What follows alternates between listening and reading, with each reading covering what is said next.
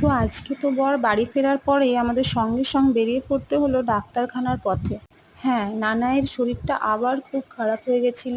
খারাপ হয়েছিল বলতে ওর জ্বর এসে গেছিলো আর গলাতে একটু ইনফেকশন ছিল। তার কারণে আমরা বেরিয়ে পড়লাম। তো বেরিয়ে দেখি রাস্তায় তো প্রচুর জ্যাম আর খুব ভিড়। এই জ্যামটা আসলে হচ্ছে এই মেলার জন্য। এখানে রথের মেলা বসেছে, সেটা নানাইও বুঝতে পেরেছে। তো ও বলছে রথের মেলা নিয়ে চলো, আমি ডাক্তারখানা যাবো না।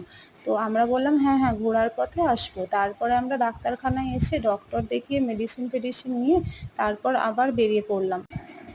নানায়ের জেদ বশত আমরা মেলার মধ্যে ঢুকেই পড়লাম। তো এই দেখো, এই হচ্ছে রাজবাড়ি, আর রাজবাড়ির সামনেই রাখা রয়েছে আমাদের পেতলের বড় সড়ো রথ। যেহেতু ছিল উল্টো রথের দিন, সেহেতু ভিড়টাও অনেকটাই বেশি ছিল। মেলাতে খুব একটা ঘোরাফেরা করিনি, কিন্তু এই গাছপালাগুলো দেখতে পেয়ে আমরা আকৃষ্ট হয়ে চলে এলাম। নানাইও খুব খুশি এত ফুল গাছ